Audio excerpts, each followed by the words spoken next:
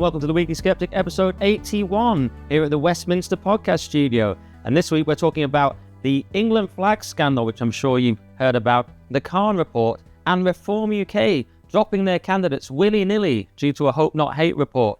Plus, of course, peak woke and extra content for our subscribers on basemedia.org. But Toby, is there something you want to kick off with that you're desperate to tell the nation? Yes, so we're launching a new podcast this week on basemedia.org. So we've been promising our premium subscribers that in due course they'll be able to get premium content on other podcasts, and that'll be true from Thursday evening, Friday morning. It's a podcast called Bombshells with Amy Shepherd and Fleur Elizabeth, two right-of-centre young women, and they'll be interviewing a succession of iconic figures in British politics and culture more widely. They're going to kick off by interviewing Matt Goodwin.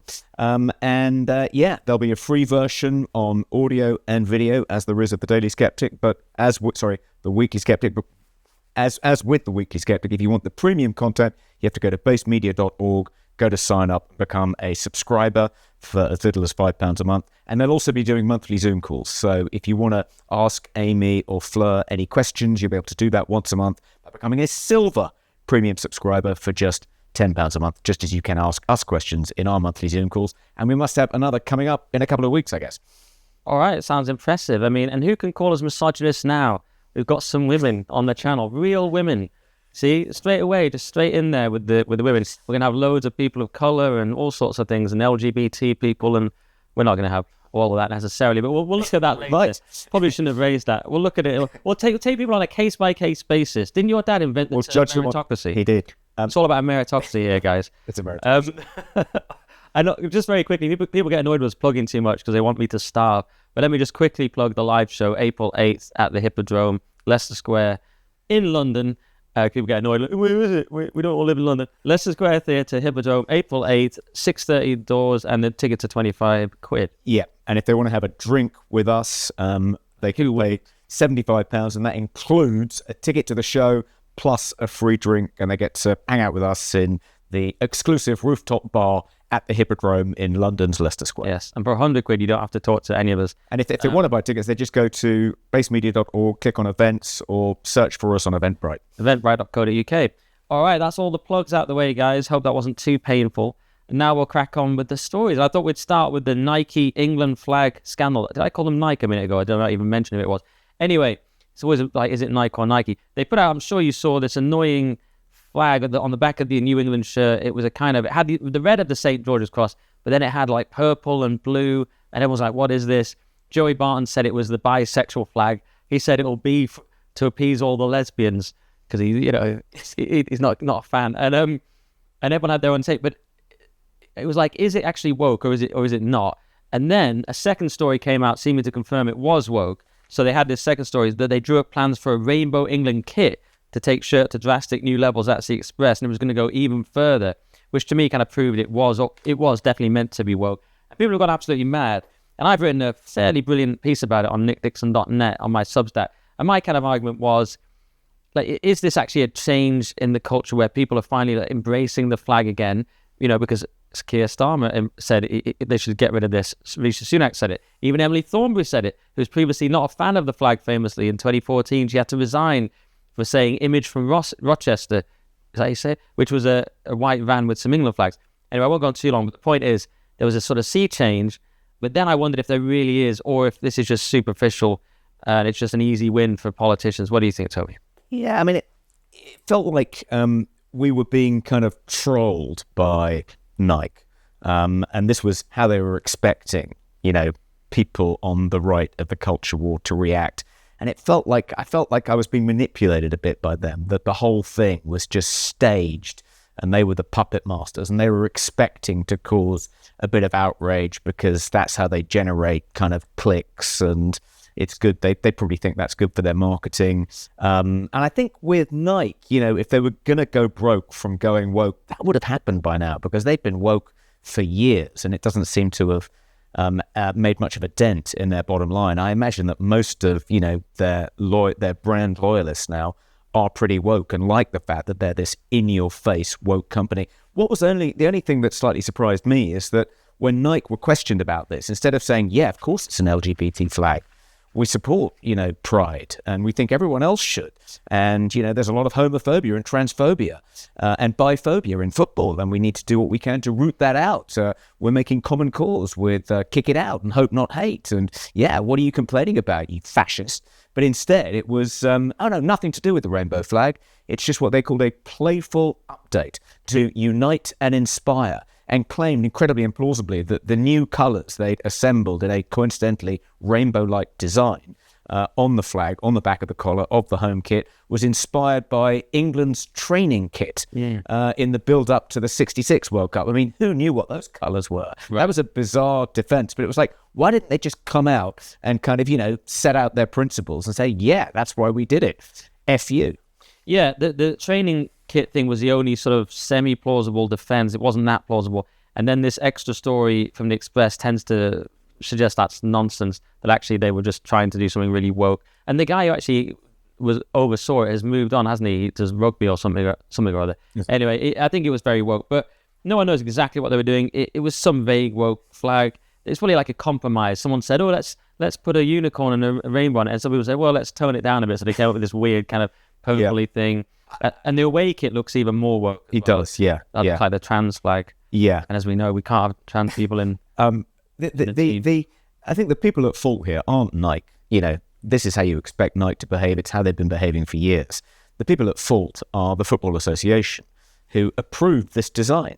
And, it was as though they too were being manipulated by Nike and kind of, joining Nike to invite the public to condemn this kind of display of unspeakable wokery. But why is the Football Association doing that? Why are they trolling England fans? You can understand Nike doing it. That's their kind of business MO.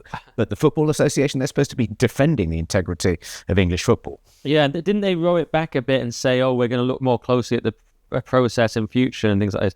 People have said it would take like 9 months to come up with a new kit, so they can't. But even Starmer was going, I think they should change it. And that's not how he talks, it's close. I did some 2 brilliant impressions before we start, but I can't really do Starmer. But he said they should change it. Obviously, Thornbury's following the party line on that, which is hilarious because she hates the England flag in the past. Sunak's saying it as well. But my criticism in this piece I called it St. George's Cross, which was probably the best thing about it was the title. But I looked at Camilla Tominey's piece and I thought she's getting close to sort of, she's being quite good on this. She says, as George Orwell once remarked, England is perhaps the only great country whose intellectuals are ashamed of their own nationality.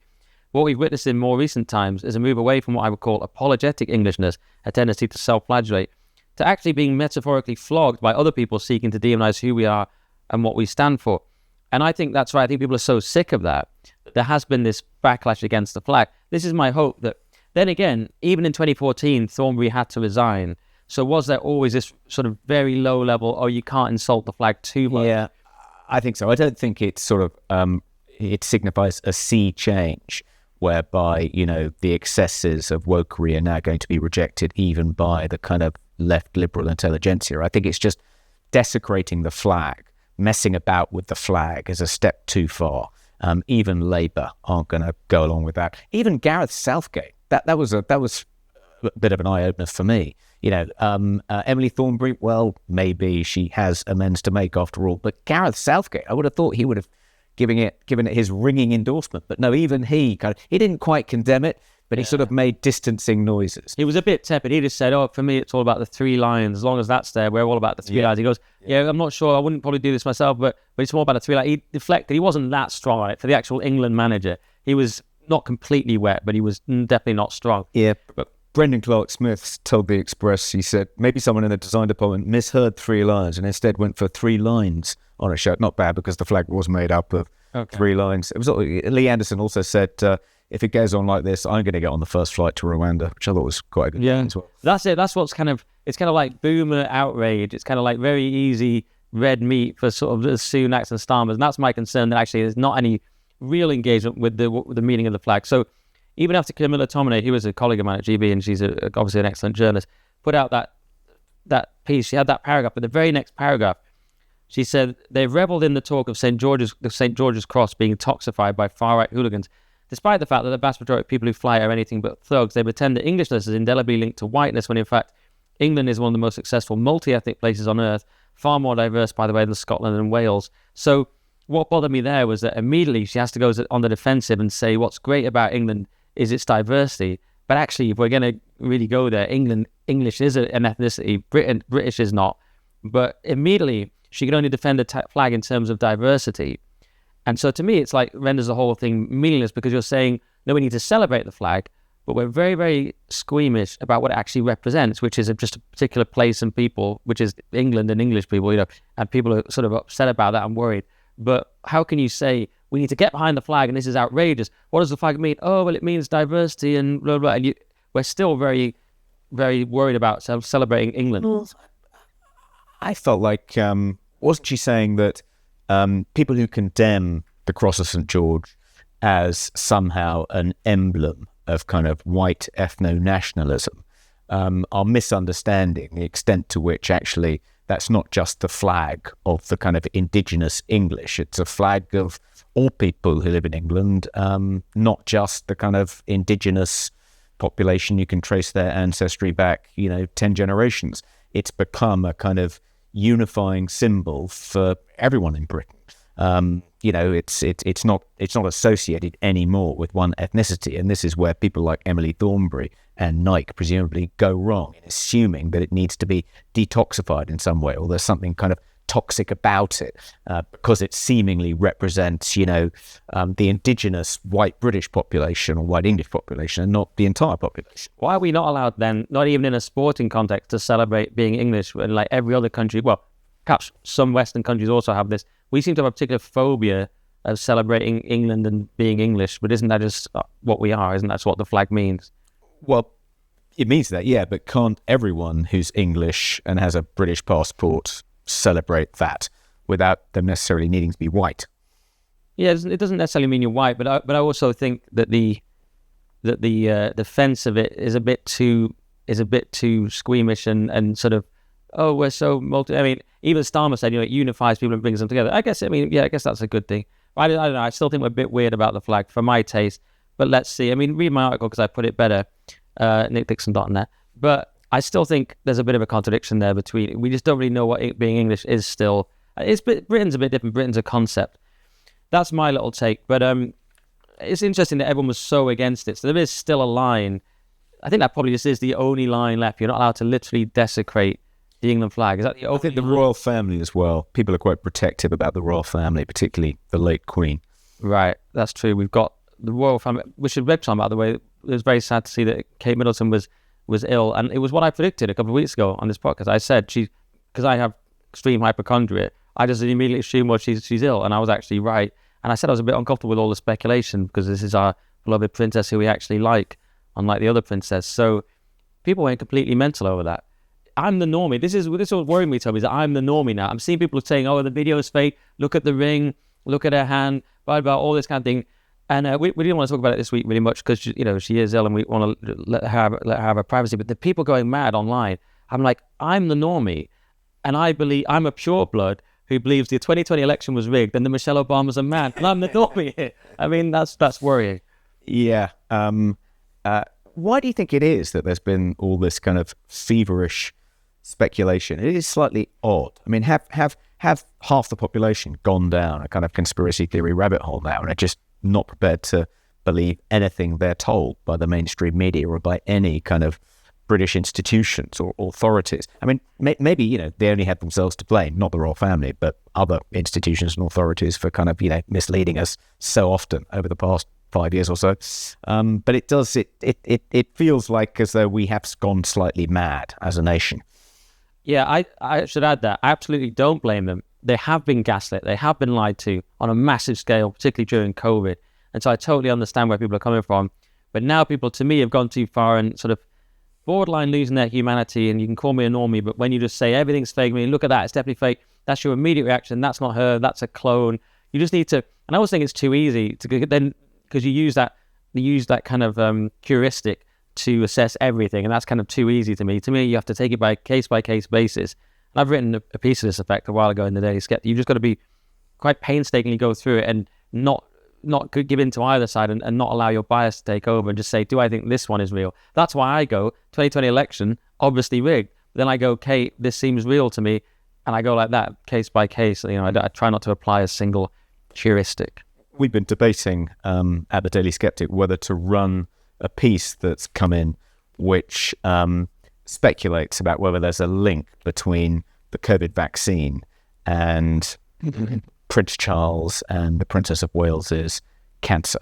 And there has been a spike in the kind of cancer that she seems to have, particularly amongst women of her age, since the rollout of the vaccine. Maybe slightly predates it, but it certainly seems to have accelerated since the rollout of the vaccine.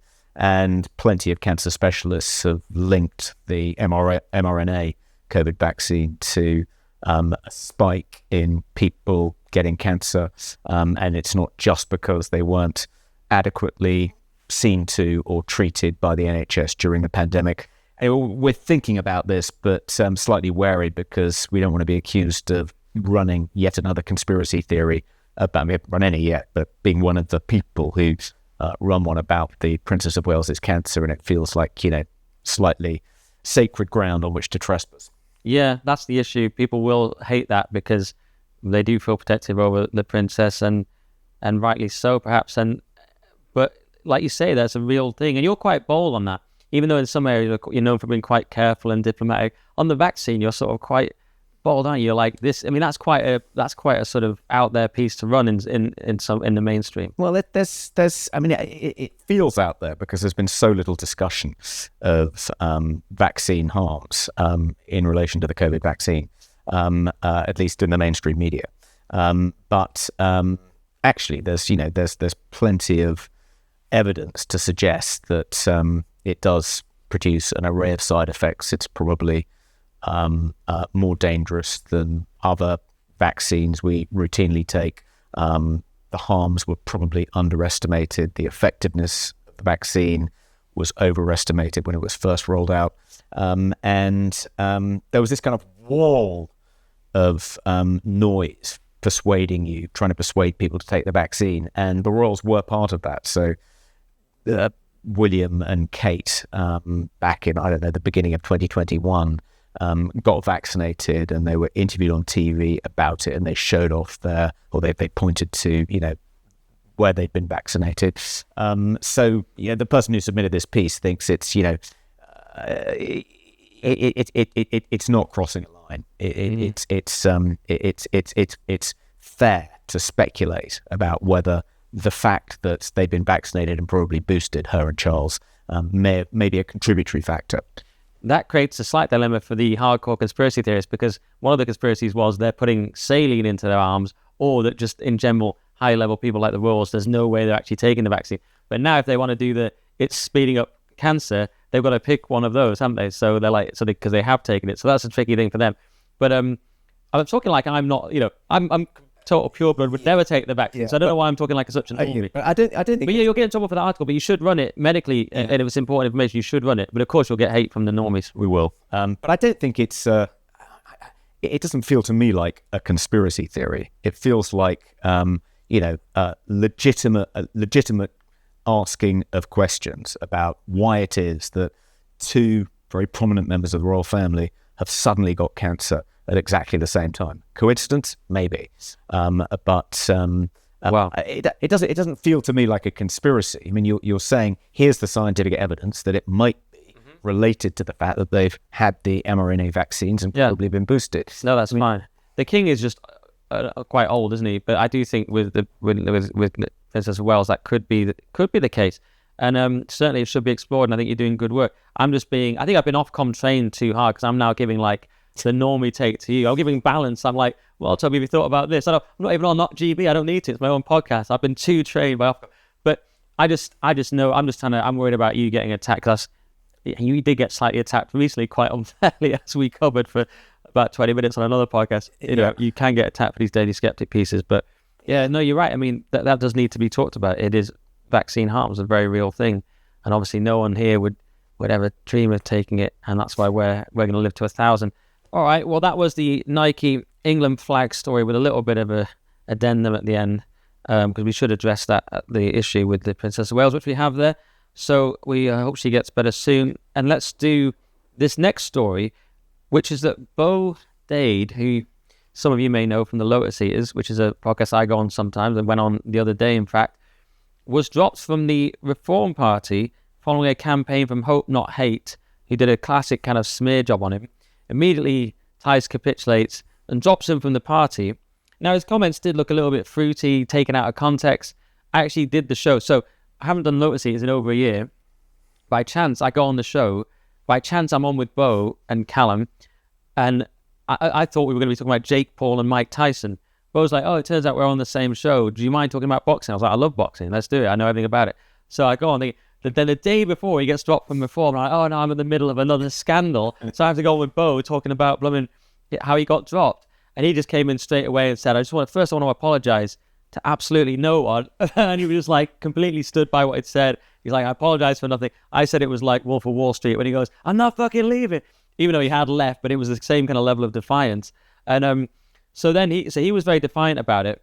Weirdly, I end up a minor part of the story. Someone sent me this here. I haven't even read the article, these hit pieces. It was in the Swindon Advertiser.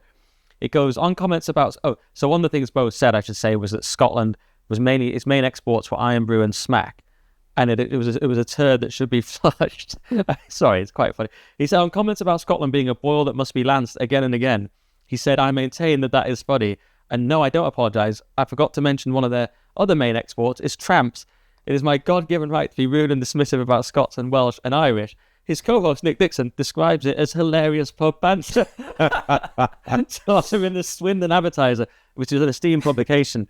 It is up there. It's a Wall Street Journal type of level. And I went in there just going, yeah, that's slow. But isn't that quite funny? So here's the thing, Toby. Should he have been dropped?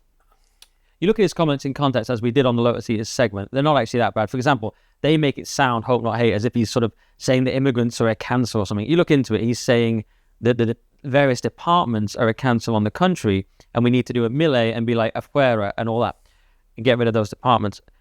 And the argument really to me is this realpolitik? Farage and Tice can't be seen to be extreme in any way. They're the moderate party. They're just a slight alternative to Tories. Or is it just capitulation to a group that hates us, is disingenuous, are bad actors, Hope Not Hate, they're communists, one of them is a former National Front member, and we shouldn't be rewarding this kind of behaviour and rewarding our enemies in a sense?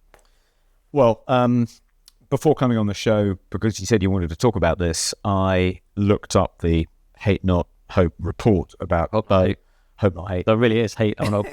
Hope Not Hate. And they linked to this now withdrawn piece on the Mallard. I hadn't heard of the Mallard, but they had an archived version, and I read it. And one of the defences that he made and you made on the show, I watched the segment on Lotus Eaters 2, was that nothing he'd said wasn't already Reform Party policy. But it did sound like from this piece, and admittedly he wrote this piece I think in 22 before he'd become a Reform Party candidate, but he did seem to go beyond Reform Party policy. And in particular, he says he wants to remigrate hundreds of thousands, perhaps millions of people back to their countries of origin. And he does try and sort of he says when he first proposes this, that this should be done without breaking the law, which sounds reasonably moderate. But then he says it needs to be accompanied by a policy of removing all superfluous legal restraints put upon the government, preventing it from carrying out a program of mass remigrations. ECHR ripped up, Blairite Supreme Court abolished, law firms who've been exploited and profited from the old system investigated, and its partners prosecuted for treason. Individual members of the police and the CPS who have conspired against the state should be firmly held to account. So it doesn't sound like he does want this remigration policy to be constrained by law, because any laws that do constrain it, he wants to scrap. That did sound like it went way beyond anything the Reform Party is currently advocating. They're not advocating mass repatriation of everyone who's migrated to this country since 1997, which seemed to be his policy. But also the language he used was slightly reminiscent of Katie Hopkins comparing illegal migrants crossing the channel in dinghies to, I think, cockroaches. And at the end, he does say, once Britain has suppressed its traitor class and rid itself of the foreign plague we've been diseased with. So plague, disease. Admittedly, he doesn't use the word cancer to describe migrants. He used that to describe people who've kind of colluded in kind of the policy of mass immigration over the past 20, 30 years. But he does use the word cancer repeatedly. And he also comes up with this rather authoritarian proposal, which is he wants to completely prohibit various organizations which he thinks of as traitorous. Socialist Workers' Party, the Communist Party, Hope Not Hate, the Runnymede Trust, and then he kind of segues into the BBC, Channel 4, The Guardian, then the Mail Group. I mean, it's like more and more creeping towards us, actually, more and more kind of towards the centre. Slightly odd that he wants to actually prohibit, ban the BBC, the Mail Group. Hard to have much sympathy with that. Maybe some of it was said in jest, though this piece didn't read like it was kind of, supposed to be funny. I mean, it was a kind of a manifesto for how to deal with Britain's problems. And as I say, he didn't write it when he was a Reform Party candidate. It predated that. But yeah, I think in light of this, you can understand why Richard Tice wanted to expel him from the party. I mean, Reform are very anxious not to be branded as far right. They recently successfully complained when the BBC did brand them as far right. If they're going to, persuade people who voted Tory in 2019 to vote for them, which they have been doing quite successfully, I think they want to be very, understandably, disassociate themselves from people who are too extreme and are going to put off most mainstream voters. A couple of things. One, I didn't mention that these things were reform policy because I don't know. When I interviewed Richard Tice, I did swat up on the current thing. My other podcast, I did swat up on the manifesto, but I haven't looked at it for ages. So I never said on the segment these are policy. Okay, they did. Who was it? Callum? Callum, may have said that. I don't know if Callum said it, but I didn't say it. Okay. So, but I didn't know all the comments. You read out some that I didn't know about. Still, though, a couple of things. And the Mail, I did ask him about that. And I was like, the Mail as well. But the Mail, they're just all over the map. But I tried to ask a few things and push back a little. But fundamentally, it's still a tactical mistake. I've thought about it. I mean, I understand the squeamishness of reform and everything. But then you go, what is the point of reform? And I'll give you this little ex-post Richard Tice did. He said, so Reform UK and I seem to be being attacked by some lovely folk, meaning the opposite, on both the left and the right. Presumably that means we're talking common sense somewhere in the middle. And of course it doesn't mean that. It means you're being attacked by the left because they're your ideological opponents who will attack you no matter what, and they'll try and destroy you. I mean, Hope Not Hate have been, as you say, desperately trying to get not only a reform called far right, not only the BBC, Hope Not Hate have been doing that, and they said proudly, well, the BBC may have capitulated, but we will always call reform far right. Okay, so they're not the friends of reform. And I said, and I didn't say this because I didn't want to attack a GB News colleague when I thought about it, but I thought about saying, and you're being attacked by the right for the immediate capitulation to a bog standard leftist attack. So this is the problem. I mean, and Nima Parvini, who's now being attacked as well by Hope Not Hate, following his GB News appearance, talks about it in terms of the friend-enemy distinction. Does that come from Buchanan, or does that come from the other guy, Michelle? This comes from one of the elite theorists. And the idea is you need to reward your friends and punish your enemies. You can't do the opposite. And so what we can logically take from this is that Tice is friends with Hope Not Hate and he's enemies with his own candidates and with people like Lotus ears, which is so crazy. And he immediately got attacked by Lotus ears and many other people, and it hasn't gone well for him online, as he's alluding to there, because they're supposed to be a right-wing party. They're not supposed to be another leftist party. Why are you capitulating to your sworn enemies who are communists? So they're extremists, and one of them was in the National Front, quite a big organizer in that kind of thing. So they're extremists with a background of extremism and now are communists. They live to destroy things like GB News, and now they've taken what Tice has done. Now they're going after Nima. I think they're going after Leo. Next it'll be me, no doubt. And they're going after GB News people. So we actually become more vulnerable because you've proved that their tactics work and you've given them a big reward for this. Why not just say, we're ignoring you, you're communists, of course you'll attack us, get lost. We're not even going to look into the details of it. Well, a couple of things. First of all, it may well be that Hope Not Hate aren't planning to just do a succession of hit jobs on Reform Party candidates. It may be that they've shot their bolt, and therefore he's not rendering the Reform Party vulnerable by responding in this way to this report. I think it wasn't just about Beau, it was about 2 other Reform Party candidates as well.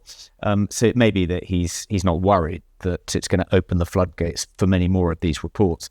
But secondly, I think you're right that Hope Not Hate certainly don't have Reform's best interests at heart.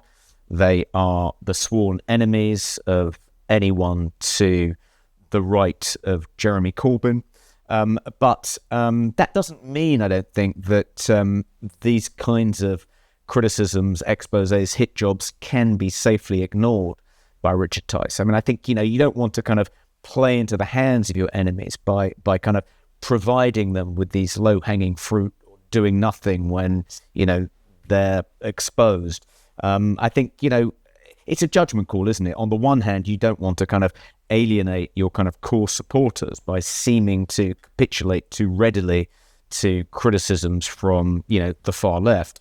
But on the other hand, you want to attract more reasonable, moderate, centrist people if you're going to win elections. And those sorts of people are likely, I would have thought, to be put off by, a policy of mass repatriation of people who've migrated to this country since 1997. And also, the language describing immigrants as kind of symptomatic of a disease, as a plague and so forth. It feels too reminiscent of a kind of hard right politics that we left behind in the 70s and maybe in the early 80s. And so, difficult position for Richard Tice, and, maybe there should have been some more of a due process that people like Beau were put through, and they were given an opportunity to defend themselves. I mean, that doesn't usually happen in parties, because in politics everything happens so quickly, and you have to make fast decisions. So there's never usually much due process whenever something like this, a scandal like this blows up. And we're often approached the Free Speech Union about these issues. We talked about it before. What about free speech? Why are people being cancelled within political parties? But political parties, I think, have to have a bit more latitude than other organisations, because they do have to have a party line and message discipline, and if people stray too far from that, then it can damage the brand and make it difficult to get elected and so forth. But I think one of the interesting things about this is it came up during the kind of first wave of anti-lockdown protests. I remember going on some of those protests and being quite disappointed to discover that there were kind of some pretty odd, wacky people on those protests. It wasn't just people protesting about the lockdowns, it was people protesting about 5G, people who were against all vaccines, not just the COVID vaccine. It was a lot of kind of cranks and weirdos and tinfoil hattists. Maybe that's a slightly disparaging way to describe them, but it's like, if we're going to create a successful political movement here, you have to have some border policing. You can't just let anyone turn up and be kind of characterized as being typical of this anti-lockdown movement, because, it'll be easy to dismiss us as cranks and weirdos. But the idea of border policing, I would have thought, someone like Beau would understand that. That seems to be one of his kind of big things. So, he shouldn't he be able to grasp that, if you're going to create a cohesive common identity within a kind of organisation or a group, a political party, you need a bit of border policing. You need to say to some people, sorry, you can't come in. And if they come in, you need to say, sorry, you got to get out. I think that's quite a funny joke. I don't think it holds up as an argument. I think it'd be funny if Tyson had said, I'm just policing the border. That would have been funnier. But I don't think it actually stacks up, because, of course, there's a big difference between the border of our country and a political party that's supposed to represent the people, the unspoken for people in this country, but actually is failing to in doing this. A couple of things. Schmidt, by the way, is the friend-enemy distinction. I got it wrong. I couldn't remember who it was before everyone tweets me, as if that's going to be the thing they mentioned. But it's the other thing I wanted to mention. Due process. Yeah, there should have been much more of a process, because why capitulate immediately? You've just looked at it, you've gone, oh yeah, it's Hope Not Hate. It's probably correct then. They're not out to just get us at all costs. I won't even really bother checking this story. I'll just bin you off immediately. Where's the process? Labour, a party who's about to take power, far more scrutiny on them, particular scrutiny about anti-Semitism. Even they defended the crank guy in Rotherham more than Tice defended Beau. I mean, he said, oh yeah, Israel probably let October 7th happen. They initially defended that guy. So even Labour will at least make a more staunch defence than Tice, who's not even in power, who's a brand new party, far less at stake really than the Labour Party, who have been specifically criticised on anti-Semitism. Even they defend him more than Tice managed to defend Beau. I think he could have at least done one round of defence. Right. But do you think Labour were therefore right to defend that guy? I'm saying there's an element to where at least they're being a bit tougher and a bit more pragmatic about the reality of politics, which is the other side will try and do everything they can to attack you, and you have to defend yourself. And sometimes you have to sort of sacrifice one, and Starmer's had to sacrifice people to try and see more mainstream, particularly because of this anti-Semitism thing. But you don't want to do that. You don't start with that as your first move. So I think it's very weak, and I think it's whose vote have they gained? You might say they have gained votes. They've lost my vote. They've lost probably lots of people's votes on who I know. So, I mean, they've lost candidates, and they've lost obviously Beau's, but they've lost all the Lotus eaters' votes. Well, I think so. When something like this happens, it's lose-lose. It's not a question of gaining anything. You've got to decide which is the least damaging course to take, and that would have been the calculation, I think. Not that actually binning him would have actually won them votes, but it would have done less damage than keeping him. So you think it's done less damage? I mean, what is the point of reform? One has to ask at this point. Obviously, there's sort of they're very light sort of Thatcherite party anyway. I said a few weeks before this, they're good banter, but they're not really radical for what we need at this point. Radical, I didn't mean in some, crazy sense. I just meant in terms of the change we need. They're just another Tories who are, a bit better. They've got Lee Anderson. They keep poaching Tories. So they're just going to be the new right of the Tory party. But there's a certain point where you become so moderate that you go, well, we already have 10 parties like that. Well, in order to kind of become credible enough to pose a challenge to the Tories, I think they do have to shave away some of these rougher edges. And, one of the ways in which they can become more of a credible challenger party is by attracting disillusioned Conservative MPs like Lee Anderson.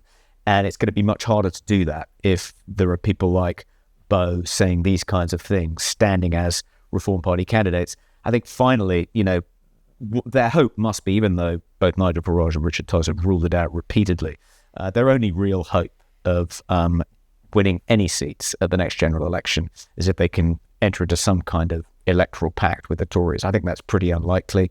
The Tories are unlikely to do it, but I think in their heart of hearts, Tice and Farage realise that and probably have one eye on that as a big prize. I think that's one of the reasons Farage agreed to step down in various seats in 2019, even though the Tories didn't offer them anything in return. It was like saying, we're people you can do business with, we have a common cause, but they're not going to be able to enter into any of those even informal non-aggression pacts with kind of local Conservative associations if there are people like Beau saying this kind of thing, standing as Reform Party candidates in other constituencies. Although Farage swore never to do that again after that, because he felt betrayed and it was not popular amongst the grassroots. I thought he was not going to do that again. I don't know. Yours is all very pragmatic, Toby, but the thing is, what's the point of it? We just end up with the Tories need to be destroyed. Everyone admits that now on my side of things. And Reform are now just saying we're just another Tory, so they render themselves pointless. And I think you're saying they have to be pragmatic. I think it's naive, though, on the other side. I think it's naive about the way politics is played now. I think maybe we'll talk about Owen Jones later. He's leaving Labour. I think things are getting more polarised, and I think it's naive to respond to your opponents give them any credulity. And I don't see how they win from it. I see they've lost quite badly from it. I don't really see the gain. And like I say, at least defend your candidates a bit more. Check in what was said. Was it that bad? Can it be a suspension or can it be a telling off? Does it have to be immediately just dropping? I just think it sends a terrible message. Anyway, certainly all the Lotus people have taken it to mean we're not your party. We don't have your back. We don't like people like you. Mainly, they're not extreme people. They're very smart people. Carl's very smart. Callum's very smart. They're all smart. They're all concerned about the country. The extremists are the people who've had ridiculous levels of immigration to the country at absolutely unprecedented levels.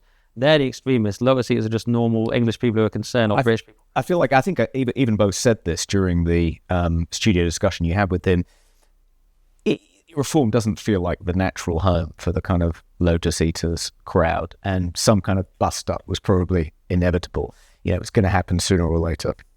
Yeah, well, there is that, I suppose, but I don't know. I just think they could be a bit less wet, but there it is. In a way, don't you think the fundamental issue here is that it's really difficult for journalists, commentators, culture warriors, even journalist activists to be kind of loyal members of political parties, let alone candidates. It just doesn't come naturally. If your business is to speak your mind, to call out the truth as you see it, without fear or favour, without worrying about repercussions, being cancelled, if that's your brand, it's very difficult to then be a candidate for a fairly mainstream political party. I mean, the two things I was once on the Conservative candidates list, and then when I got cancelled in 2018, I voluntarily took myself off it because I thought, sooner or later they're going to come for me as one of their candidates, and trying to kind of cut my cloth to kind of remain a respectable Conservative Party potential candidate just ain't going to work. It was silly to think it could in the first place.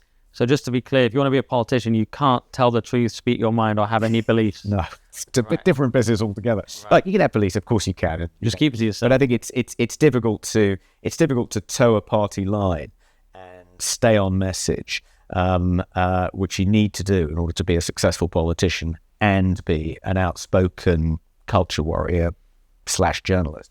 All right. Well, I think we've both made our cases there, and I think we'll let the listener and viewer decide who's right. It's totally me.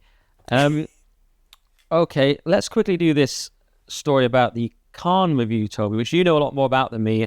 I didn't actually get a chance to swat up on this too much, but basically Dame Sarah Khan has done this report about people self-censoring and so on. And anyway, you've got the lowdown, so why don't you tell us? Yeah, so she's the Prime Minister's independent advisor on social cohesion, and she's produced a report about various threats towards Britain's democratic freedoms, what it is that's eroding the social fabric, social cohesion in contemporary Britain. And it's kind of a mixed bag. Some of it, I think, we'd welcome. So there's a big section, the centerpiece, I think, of the report is what happened at Batley Grammar School a couple of years ago, maybe 3 years ago now, in which the young teacher showed members of his religious studies class pictures of the Charlie Hebdo cartoon because he was teaching a class on blasphemy, and many of the students in the class were Muslims. It's in Batley, and there were protests outside the school gate, and eventually the school suspended him, behaved pretty disgracefully. He went into hiding with his young family. I think he still hasn't yet resumed his job as a teacher at Batley, still in hiding, still under police protection of some kind. So Sarah Khan criticises the school, criticises the police, various agencies for not doing more to protect him, for essentially kowtowing to this mob of Muslim extremists at the school gate, and says we need to be much more robust, we need to be much more resilient in standing up to that kind of harassment. She also commissioned an opinion poll in which she discovered that 76% of British adults are self-censoring for fear of these kind of reprisals, for fear of getting into trouble, being cancelled, losing their livelihoods, being threatened, intimidated, bullied by mobs. I don't think she said exclusively by Muslim extremists, but that was very much the kind of subtext. So that all, I think, is something we can all sympathise with. She's clearly identified a problem. It's a problem that seems to be getting worse. We are becoming a nation frightened to engage in robust, public debate for fear of getting into trouble. Cancel culture is, reached critical mass, etc., etc. One of the reasons I set up the Free Speech Union. So all that I have a lot of sympathy with. And, the FSU intervened in that Batley dispute as best we could. One of the charities, an actual charity, a Muslim charity, doxed the teacher, named him, which was unbelievably irresponsible given that he'd been, received death threats and had a young family. And we complained about that charity to the Charity Commission, and they got their knuckles rapped as a consequence, got a warning. But she then makes various recommendations. And one of the recommendations, probably the kind of headline recommendation, is that there should be buffer zones of 150 metres outside schools to stop people protesting outside schools. And she compared these buffer zones to the buffer zones outside abortion clinics. And that, obviously, I feel much more ambivalent about. Buffer zones outside abortion clinics are aimed at stopping people influencing any person's decision. They're not just about stopping people protesting, as we know. They're about stopping individuals silently praying, because that's seemingly an attempt to influence the decision of someone entering the clinic. So that feels like an encroachment on free speech. And if we were going to legislate to introduce buffer zones outside schools to protect school teachers, which, I have some sympathy with, well, where does it end? Would you also have buffer zones outside public libraries to stop people protesting about Drag Queen Story Hour? What about military bases to stop peaceniks protesting outside military bases? So, you don't want to end up with a kind of salt and pepper map of the UK in which, in the white areas, free speech is permitted, but in the black areas, free speech is prohibited. So even though I think she's called attention to a real problem and she's thinking about how to address it, I'm not sure her solutions are the right ones. Okay, yeah, buffer zones. Obviously, I'm completely against the buffer zones around the abortion clinics. People silently praying. You end up with this absurd situation where a police officer comes up to you and says, "Are you praying in your head right now?" Which we saw with Isabel Vaughan-Spruce, beyond dystopian. People always end up shouting to me about it because they're so emotional about abortion. They don't realize it's also a free speech issue. And they say, it's just there's these buffer zones which have just been created 10 minutes ago. And then people are citing them to me like they were written in stone. And so it's absurd. I hate those. However, I would almost be tempted to make a kind of perverse, pragmatic argument in the same way that Gove's recent definition of extremism, while kind of absurd in some ways, was clearly an attempt, in my opinion, just to say Islam without saying it. And my argument was, if you look at Sam Melia, the right, I mean, in that case, yeah, more the far right, but let's just say you're already on the right, basically a band in polite society, more or less anyway. Especially if you're further right, you can't even put out stickers or suggest other people put out stickers without going to jail for 2 years. And we all know that in general, even centre-right, very, very moderate positions are attacked. They're always trying to shut down GB News. My argument was, you're so censored on the right anyway, may as well have this new definition of extremism just to at least deal with Islamic extremism, because you can't get any more oppressed on the right anyway. It doesn't get much more oppressed than going to prison for 2 years for stickers. So I could make a similar case for buffer zones. We already have these buffer zones that I hate for the clinics, abortion clinics. So why not have buffer zones around schools just to protect some teachers being attacked by radical Islamists? Do you know what I mean? Well, I think, one answer is that Prevent was rolled out in 2011, the Prevent strategy, to try and deal with radicalization, particularly of young men, by Islamists. And over the course of its, 12, 13-year history, it's been used increasingly to suppress, target people on the far right rather than radical Islamists. And that's why... Like Shakespeare. And Jacob Rees-Mogg. Yeah, I mean, extraordinary. And Douglas Murray. But one worry is that, even if you roll out these new prohibitions designed to rein in the excesses of kind of Islamic mobs, chances are, like Prevent, they will be used against the people on the right, not just the far right, but even people on the centre right.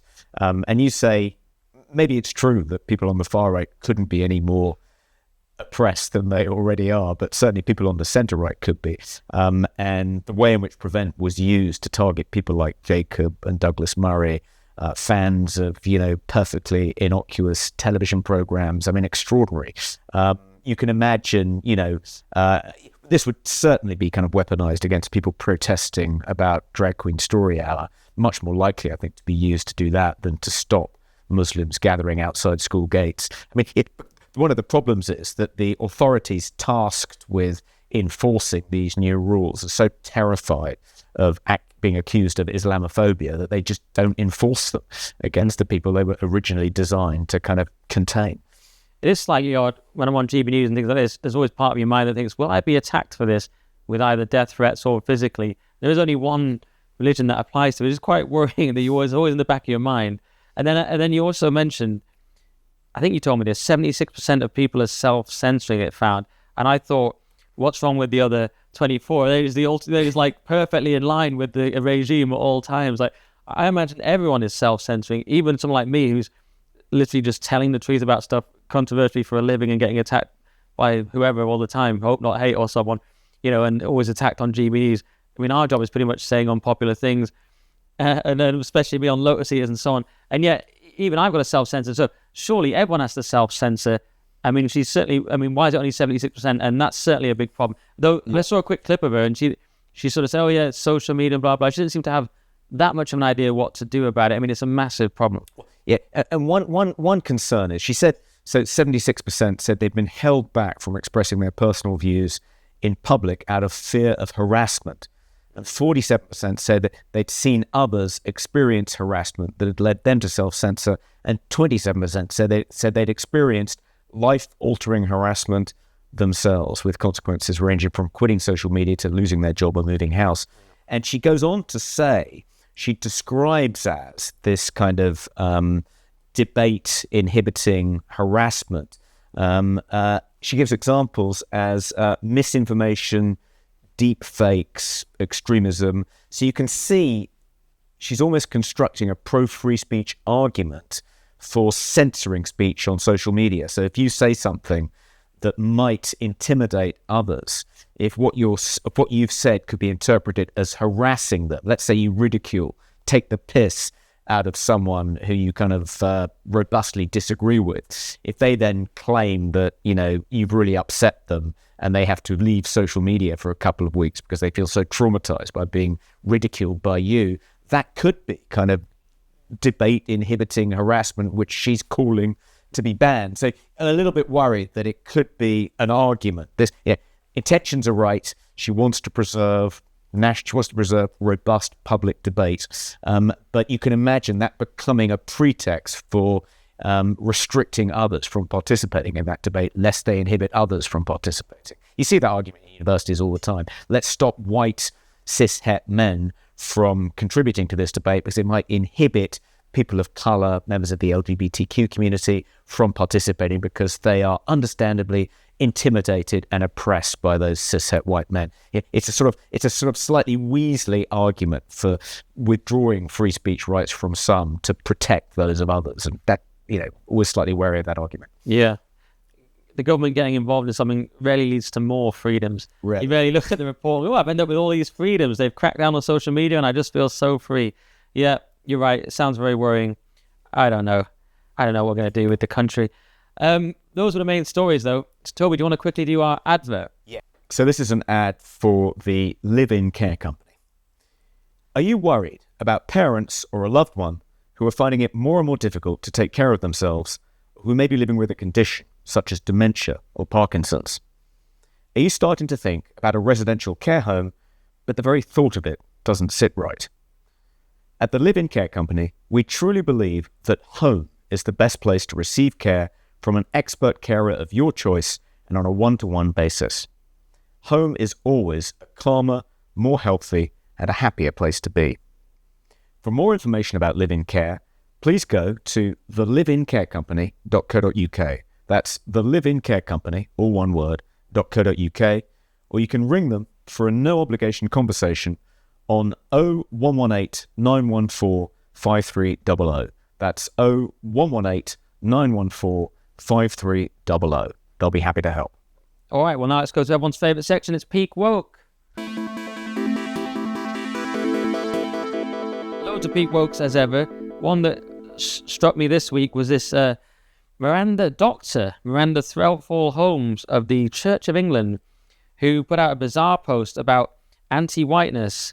So she went on X and she said, I went to a conference on whiteness last autumn. It was very good, very interesting, and made me realise whiteness is to race as patriarchy is to gender. So yes, let's have anti-whiteness and let's smash the patriarchy. That's not anti-white or anti-men, it's anti-oppression.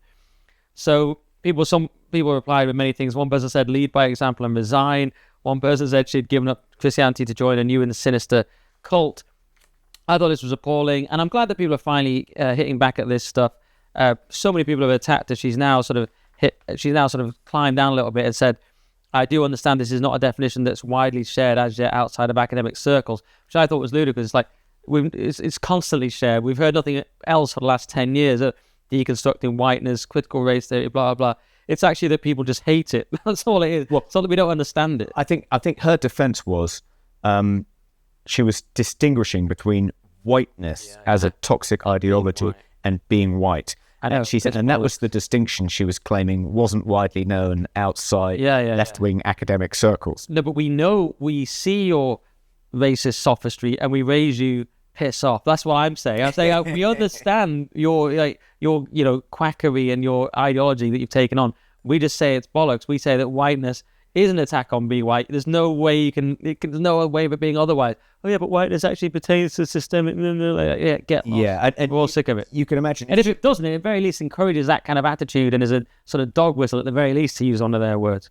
Yeah, and if she talked repeatedly about anti-blackness, about deconstructing blackness, and said let's have anti-blackness. If her defence was then, oh no, I didn't mean I was anti-black people. It was no reference to the colour of anyone's skin. I'm just talking about blackness as an ideology. Yeah, no one's listening. She wouldn't be able to save her job. Right, exactly. So there you go. Someone actually found out later she maybe used to be based, and this is like some sort of this is a new thing. So I'm very, very surprised that she's gone down this route. Maybe she's just brainwashed with a new ideology. Maybe it's careerism. I don't know.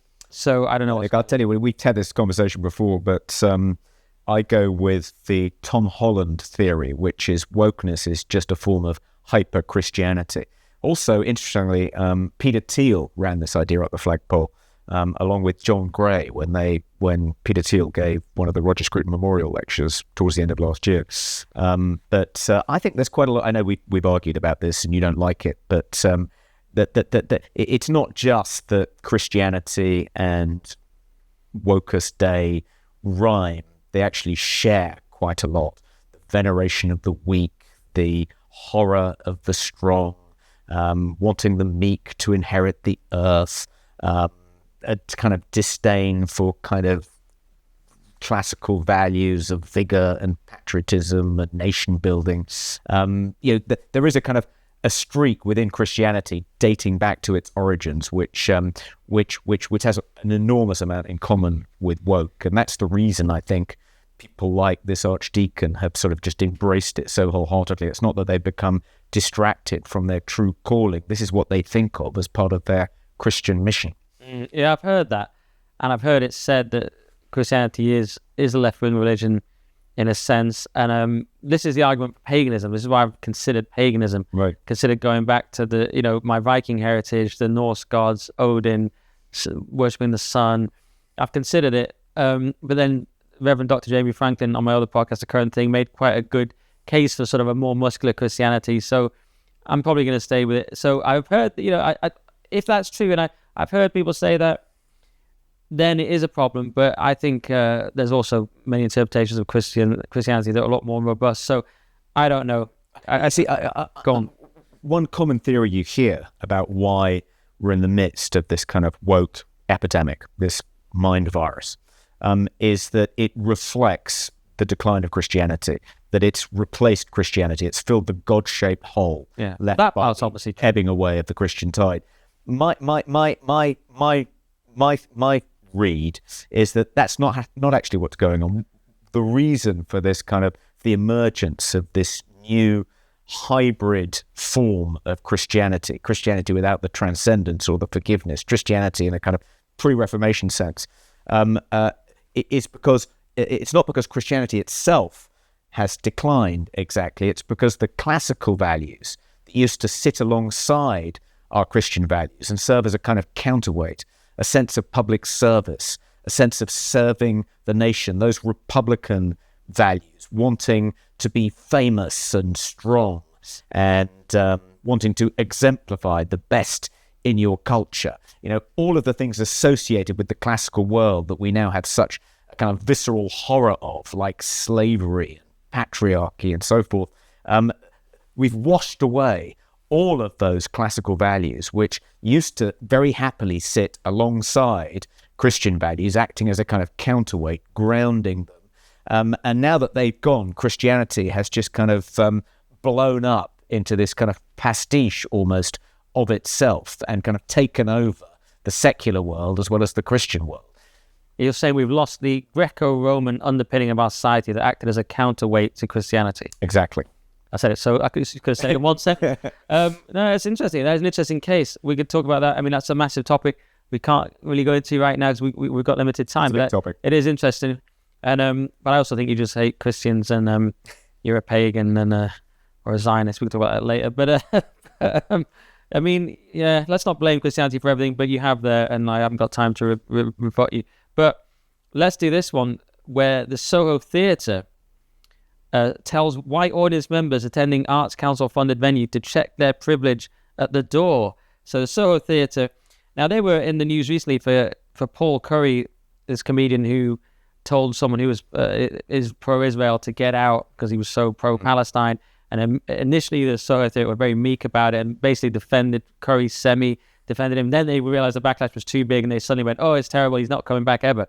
Will that happen with this now that they've been proved to be anti-white? I don't know if this is anti-whiteness, Toby, or just anti-white, but basically self-loathing white people who go to the Soho Theatre are being told to check their privilege at the door.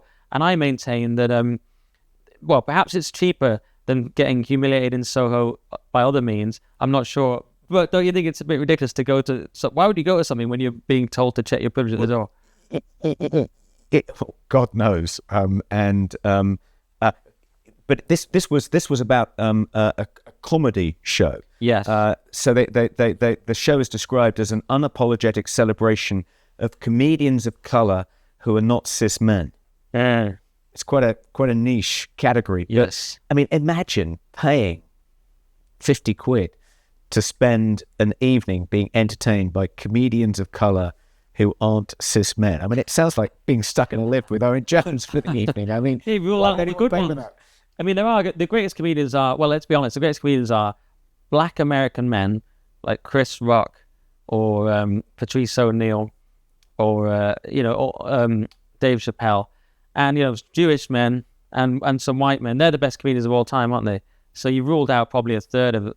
You've lost Norm Macdonald. You know what I mean? You've lost like a huge chunk of it. If you don't watch cis men, I mean, how many, let's be really controversial, how many women of color, non-cis men, hilarious comedians are there in the world?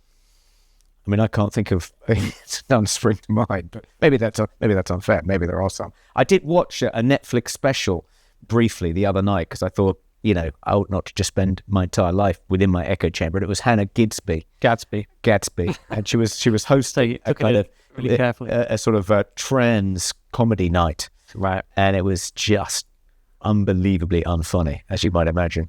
I'm sure there are loads of very, very funny non-cis men, women of color comedians. I was in the comedy world 11 years, didn't meet any, but I'm sure there are loads. I just haven't seen them. They're probably in America or something.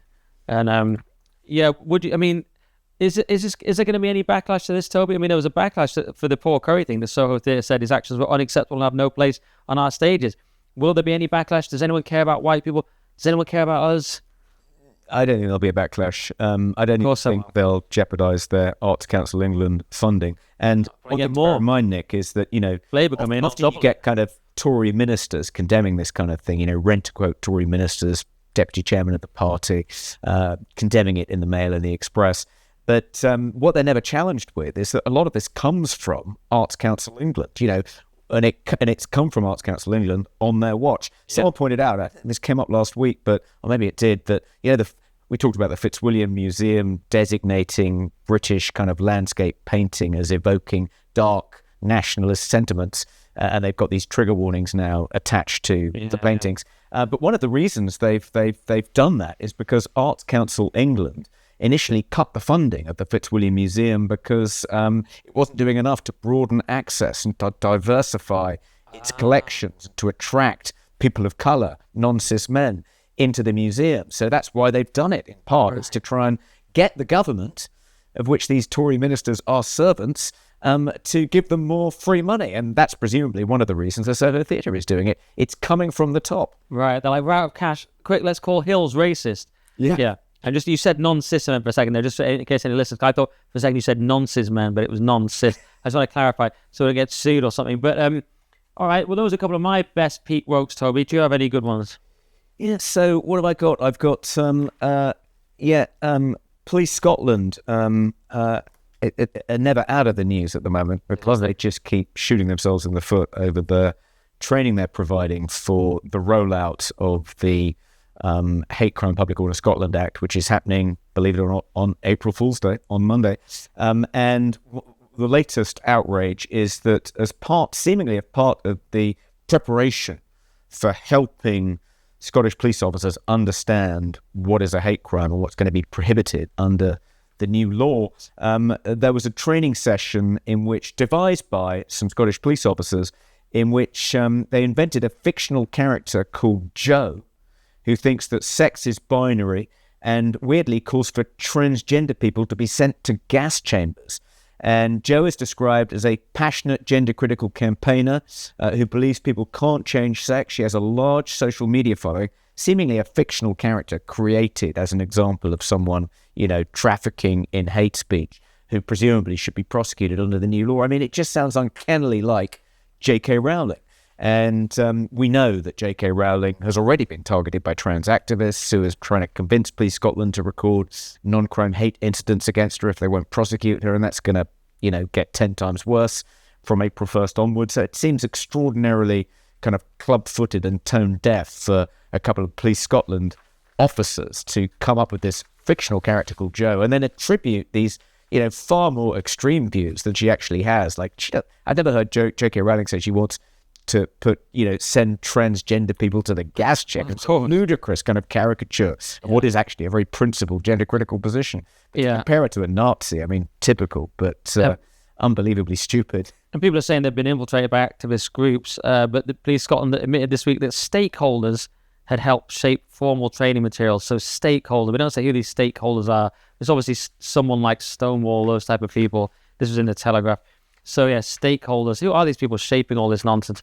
And someone was saying to me they actually want to see J.K. Rowling go to prison just to see if it wakes some people up. And she said she's prepared to go to prison. My concern would be, I sort of want to see that as well, as long as she's not harmed or anything, just to make a massive point.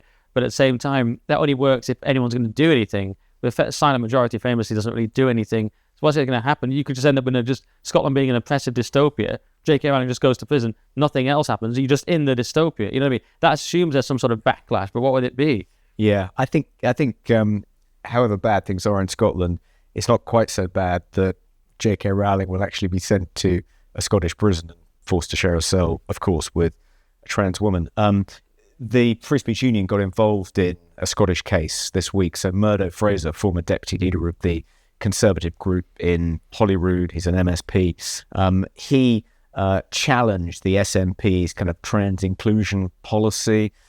He said that identifying as non-binary made about as much sense as identifying as a cat in a tweet, and a trans activist complained to Police Scotland, said you got to prosecute him, this is a hate crime. They said it's not a hate crime, but we'll record it as a non-crime hate incident.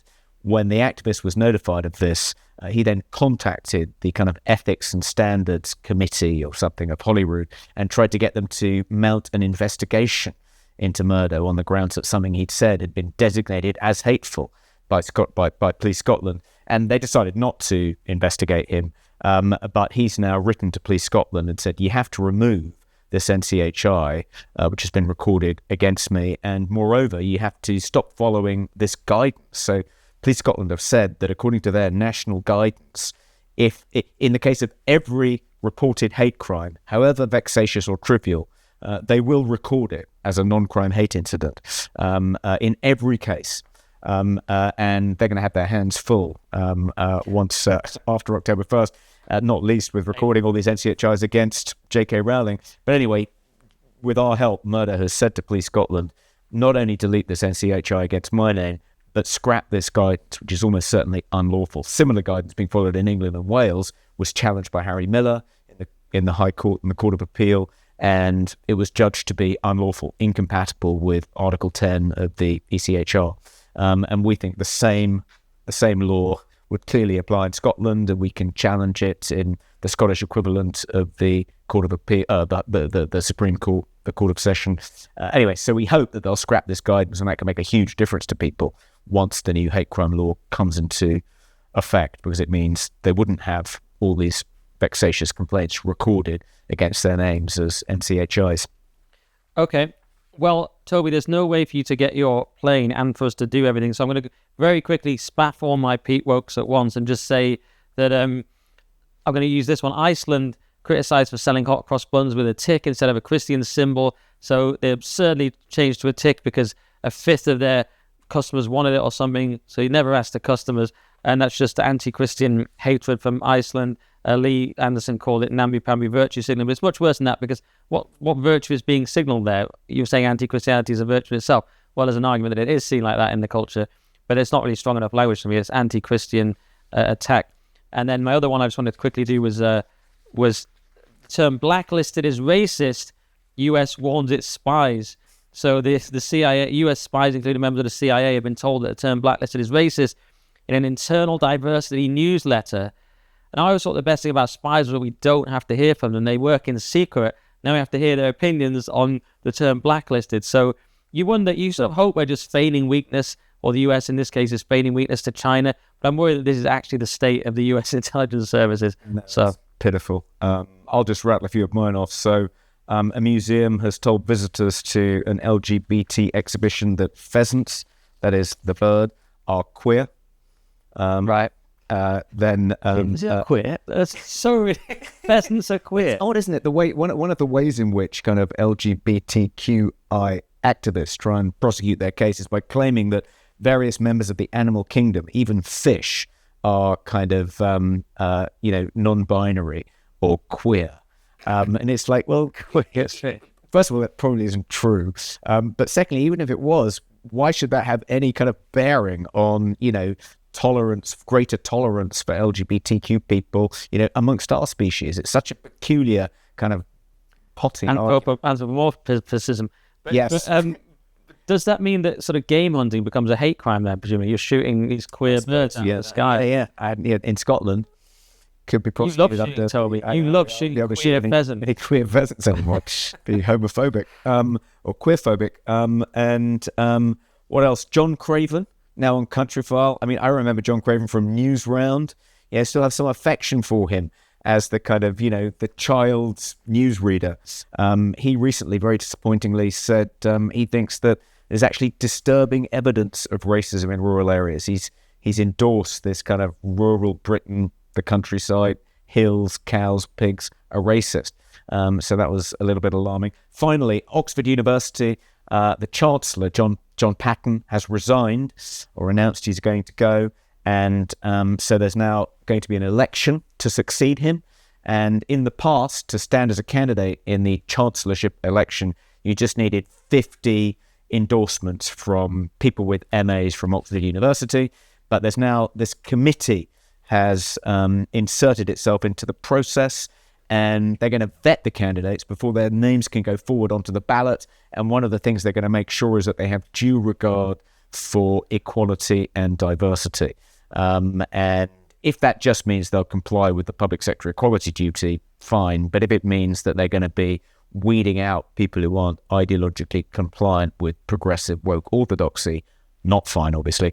My plan is to try and get J.K. Rowling to run as a candidate, and when she's rejected by this committee on the grounds that she is insufficiently pious when it comes to diversity and equality, then we can sue them for discrimination under the Equality Act.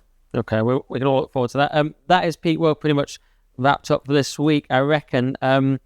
Stay with us on basedmedia.org. We'll talk about Candace Owens getting fired from Daily Wire for all the paid subscribers.